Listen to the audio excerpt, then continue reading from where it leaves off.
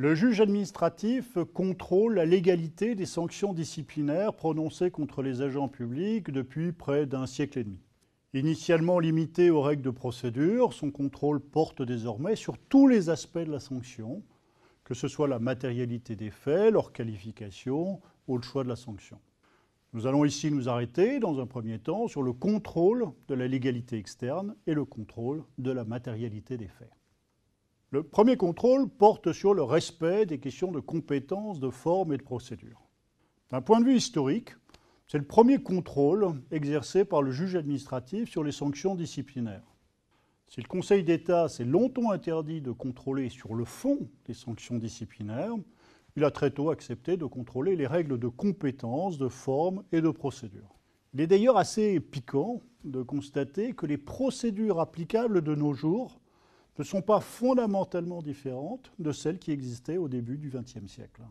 Celles-ci s'articulent toujours sur la communication du dossier, qui est au cœur des droits de la défense, l'organisation, le fonctionnement et les pouvoirs des conseils de discipline, qui sont peu ou prou identiques, l'absence de juridictionnalisation des procédures, pour n'évoquer que ces éléments.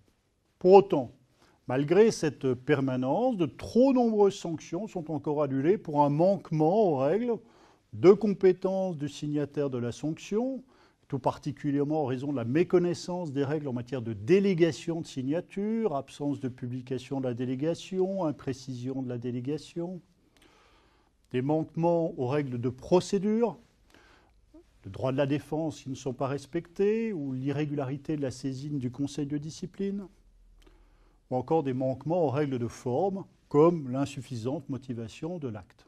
Ceci étant rappelé, la vraie nouveauté est ailleurs.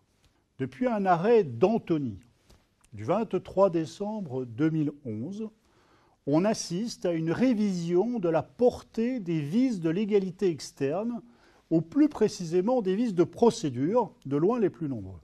Concrètement, les juridictions administratives ont de tout temps été confrontées à la question de la sanction des erreurs de procédure, et plus particulièrement en matière disciplinaire.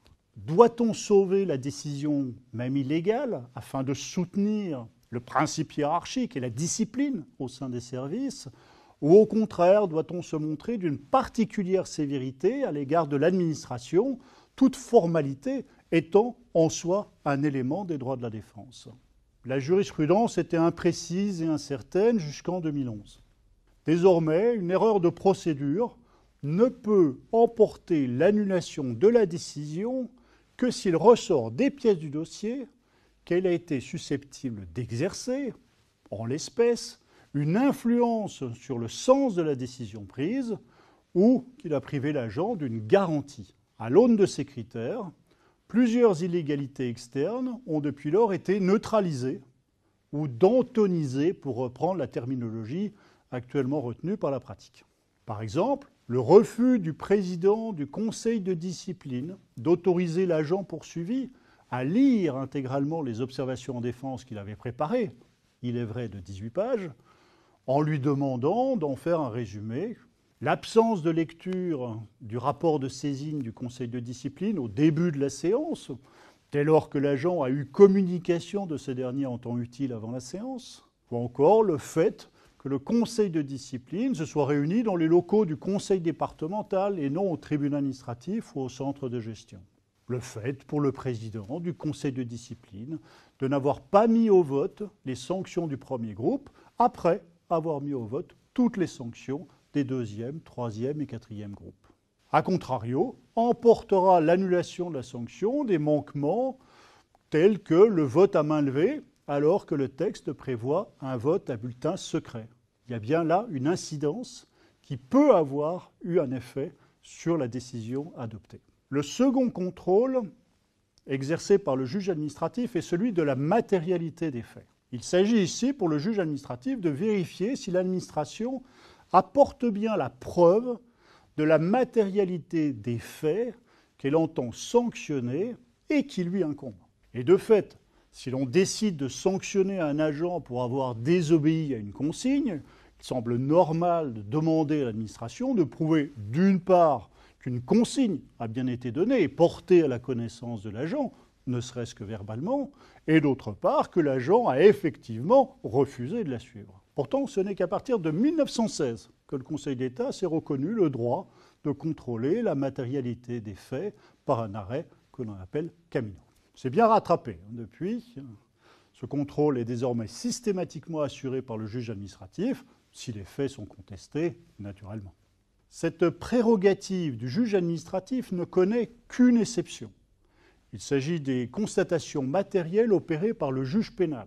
Juger de manière constante que les constatations de fait retenues par le juge pénal, dans la mesure où elles constituent le soutien nécessaire du dispositif de la décision, sont revêtues de l'autorité absolue de la chose jugée et s'imposent au juge administratif. En d'autres termes, les constatations matérielles opérées par le juge pénal dans une décision définitive s'imposent tant à l'administration qu'au juge administratif. Si le juge pénal a dit qu'un agent avait diffamé l'un de ses collègues ou porté un coup à son supérieur, nul ne pourra remettre en cause ces faits. L'actualité jurisprudentielle sur cet aspect du contrôle opéré par le juge administratif porte sur la vérification des moyens mis en œuvre par l'administration pour prouver les faits sanctionnés. En effet, depuis 2014, le juge administratif a reconnu que tout employeur public est tenu, vis-à-vis de ses agents, à une obligation de loyauté.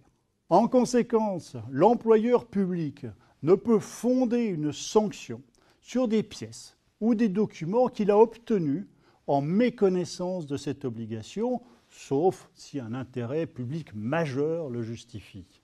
C'est au nom de cette jurisprudence que l'administration se voit refuser le droit de s'appuyer sur des enregistrements audio ou vidéo obtenus de manière irrégulière, ou encore d'ouvrir le casier d'un agent sans son accord et hors sa présence, ou de fouiller son bureau pendant ses congés, ainsi que son ordinateur, d'inventer des subterfuges. En revanche, juger que n'était pas contraire au principe de loyauté la circonstance que le logement de fonction d'un agent ait été visité hors sa présence. Le refus de l'administration de communiquer l'identité de l'auteur de la dénonciation ayant conduit à l'ouverture d'une enquête administrative, puis disciplinaire. La mise en œuvre du principe du contradictoire au cours de l'enquête de commandement, préalable à une procédure disciplinaire, ne constitue pas un élément de cette procédure.